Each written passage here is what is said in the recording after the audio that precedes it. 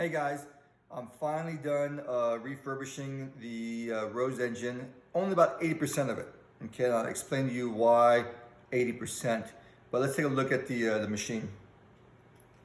All right, so made new rosettes, all right. Now if you look at these 1, 2, 3, 4, 5, 6 rosettes right here, okay, they are just like the original ones, right, like this. All right, and you see how beat up the rosettes are, okay?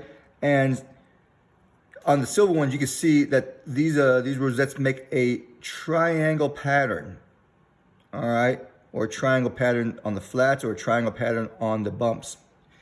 And so the new one also does the same thing too. It makes triangle patterns here, and so I'm gonna be using this right here. Now, am I gonna use the diamond and the triangle design? I don't know, I'll see. But at least I've got a plain, I have an interrupted, double interrupted, and then it goes all the way to, I believe it is a 90 count. So I got a 90 count bump right there, which is, if you really wanna find a really fine pattern. Then I have a 24 bump, which is flat cut, 24 bump, which is radiused, okay, it has some peaks and valleys. Then a 36 and a 60, all right? And those are the ones I decided to put on. I'm actually surprised I was able to pack, I believe it's 10 of these things on here, okay? And that's plenty. And the original ones look like this. You can see that the peaks are kind of knocked down over time. You know, they don't have sharp tips like these. So we'll see how well this acrylic lasts. All the worm gear, you can see that the rosettes are phasing out, okay, as I'm turning. You can see how this is moving. All right, or if you want a coarse move, you could go from here and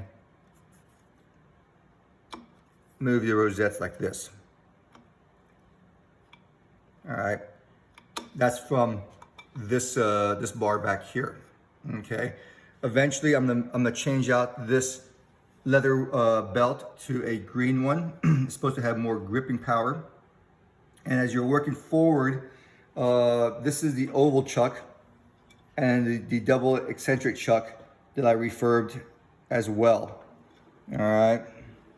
And the way this works is you loosen these nuts, you move out the oval chuck, tighten them. Now you can see this device is moving as I'm cranking it.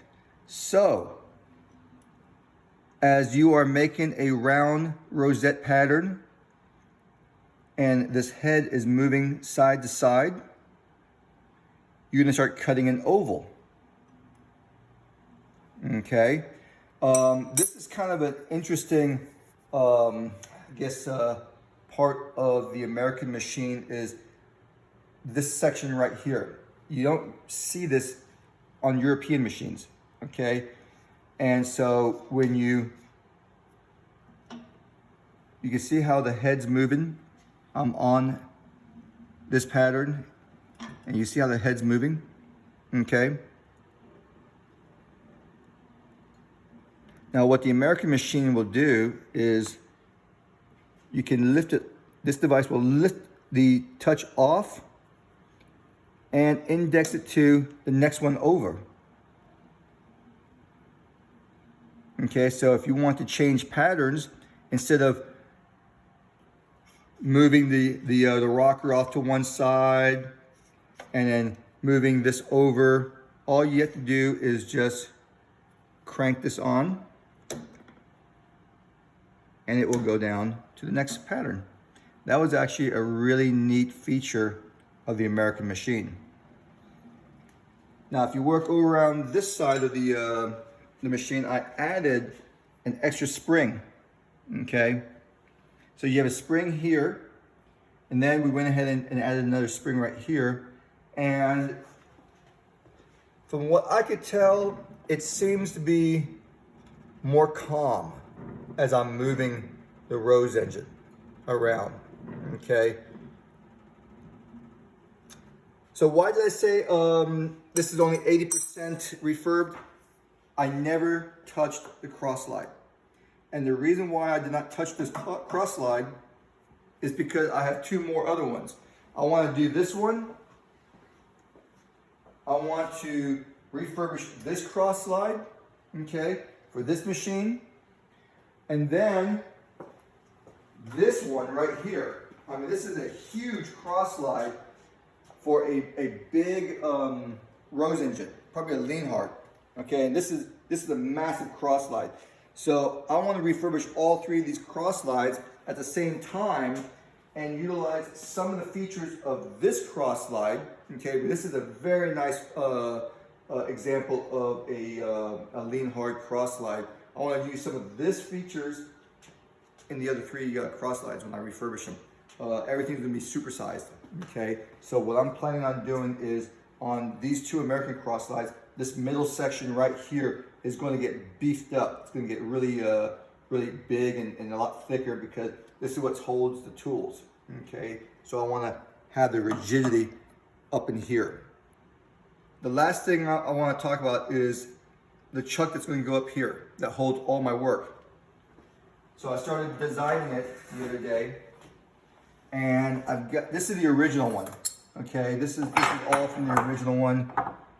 I mean, it's pretty small and chintzy. The design is absolutely horrible, you know? So what I'm gonna do is I'm going to keep these two sections, okay?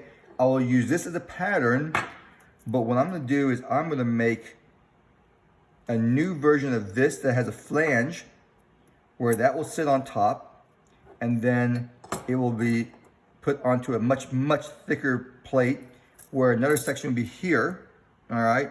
And then it's gonna be threaded, and I'm gonna screw this together, and it's gonna lock it in place, and the threading is gonna continue on here, and that's where I'm gonna screw onto another chuck, and then from there, I could have this worm gear, and everything is being pulled together, nice and tight, and it's gonna spin like a spinner. All right, it's gonna be way more rigid, a lot slicker. Here's my plans. I'm gonna get going on that today or tomorrow. Thanks a lot.